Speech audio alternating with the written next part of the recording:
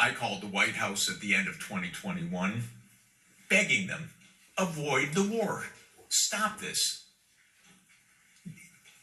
I was told, oh, don't worry about it, NATO's not going to enlarge Ukraine. I said, great, why don't you say so publicly?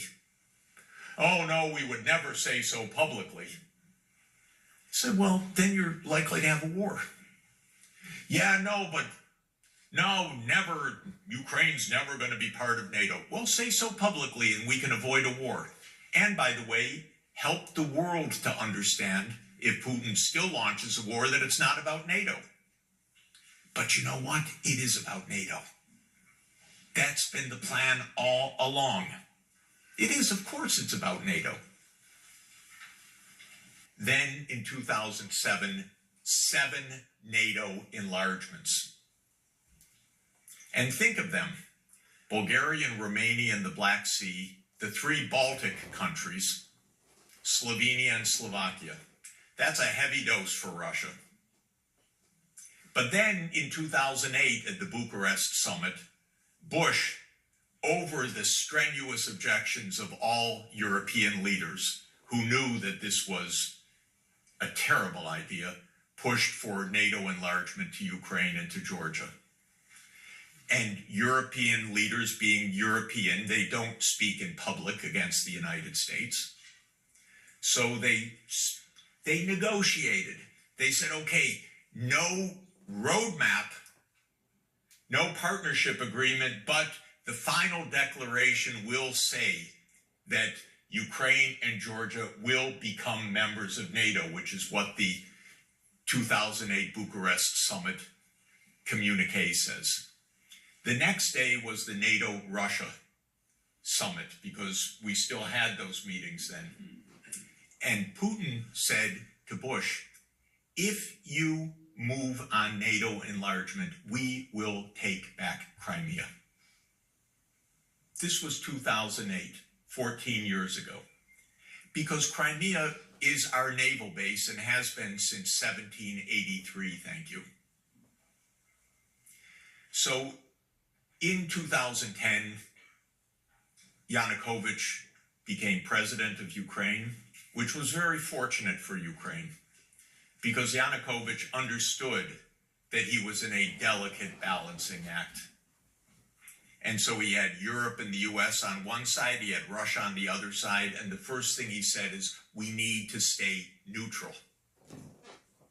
And so he pushed neutrality through the Ukrainian parliament, and he negotiated a long-term lease arrangement for Sevastopol, that Russia would have its naval base rights until 2041, with the potential of extension after that. Well, Europe pushed very hard for the accession agreement, and the United States pushed very hard to topple Yanukovych. And in the Maidan, though we don't really know all the things that historians someday will know, we do know how active the United States was in stoking the insurrection. And interestingly for me, I was asked by the Ukrainian Prime Minister, who came to office the next day, Mr. Yatsenuk, to fly to Kiev to meet with him to talk about the economic situation, which I did.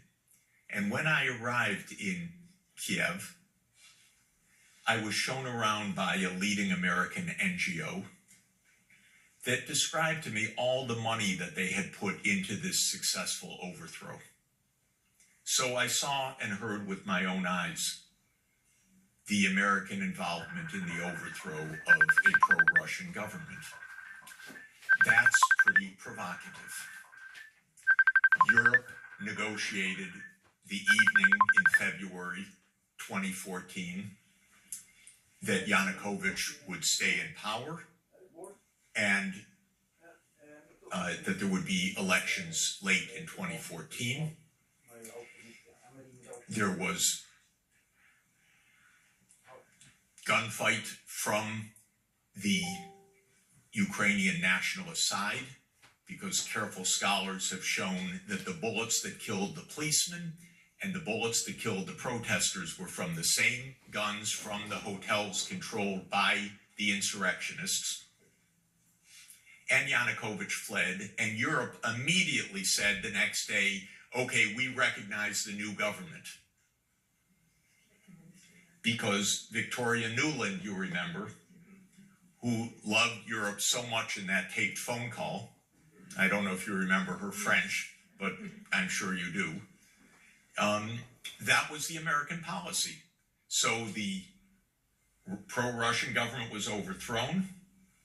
A quite radical Russophobic government was brought in extra-constitutionally in violation of the Ukrainian constitution. The US and Europe immediately recognized that government.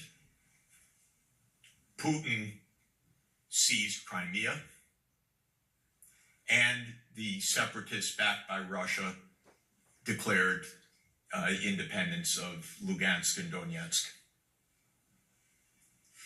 Then came Mrs. Merkel, and we just heard a lot from her in the last week, because she said we need to negotiate a diplomatic approach called the Minsk II agreement. Now, I know firsthand, as we all really do, but I know firsthand, that the Ukrainians never intended to implement the Minsk II agreement. Mrs. Merkel said last week that she didn't either. I actually don't believe that, by the way. I think she thinks that's a good thing to say now. I think at the time she wanted to implement it. Maybe not. But in any event, the bad faith was astounding, because France and Germany were supposed to be the guarantors of the Minsk II process. The Ukrainians said, no way, we're not doing this. We signed it, but we're not doing it. In the meantime, the United States flooded Ukraine with billions of dollars of weaponry, training, NATO interoperability, and that brought us to 2021. So the war started in 2014 in February with the violent overthrow of a government, which we backed. And we started the war. I mean, we started to massively fund Ukraine, which is why they were able to fight this year, just as Merkel said. She said, yes, 7 years. It was a massive military buildup. And then in 2021, President Putin said to the new president of the United States, Joe Biden, stop the NATO enlargement. This has gone too far. It's about what Brzezinski wrote in 1997, that the control over Ukraine would render Russia without any power, corner Russia, basically in the back of Eurasia. That's what it's about. So I don't see Europe's wisdom in this, frankly.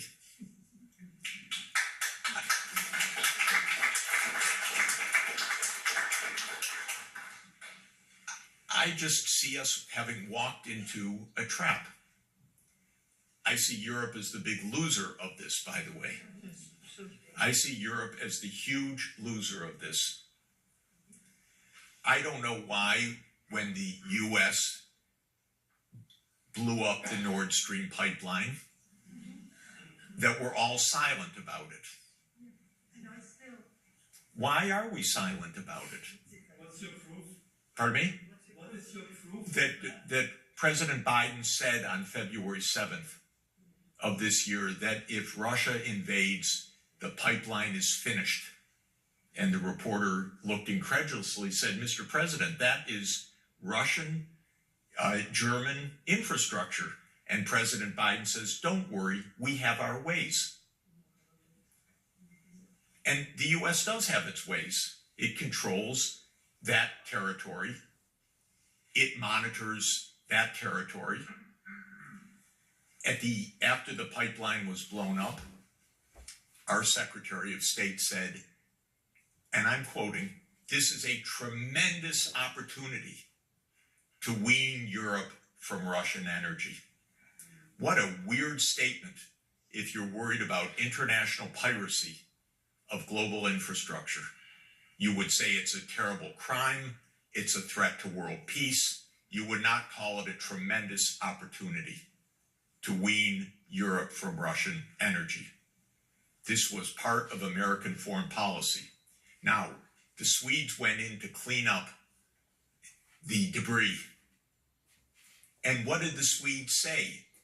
We cannot share our findings with Germany because of national security. Can you figure that one out? I can. But it's incredible. How could Sweden not share its findings with Germany and Denmark? But their job was to clean up the debris so that nobody else could investigate either. And they've done that. Now, the press, in this most remarkable act of vandalism on a key piece of international infrastructure, has not said a word in 8 weeks. Why? It's unimportant. The reporter is curious. When I spoke to a leading reporter of one of our leading papers, a paper that says every day that Russia did it, most likely, and I said to this leading reporter, whom I've known for 40 years, I think the U.S. did it. He said, of course the U.S. did it.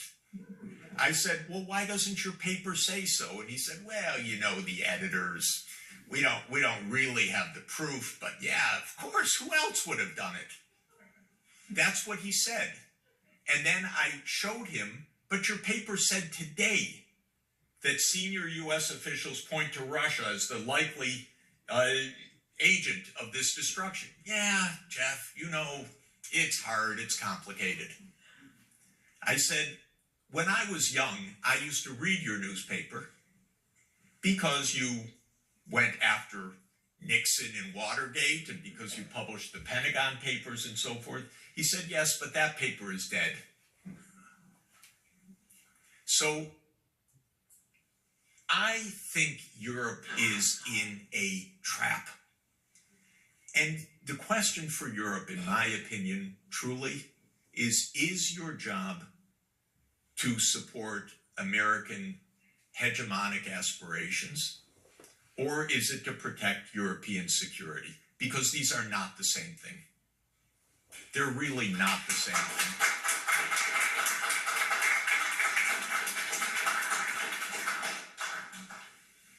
I love Europe too much to think that they are the same thing.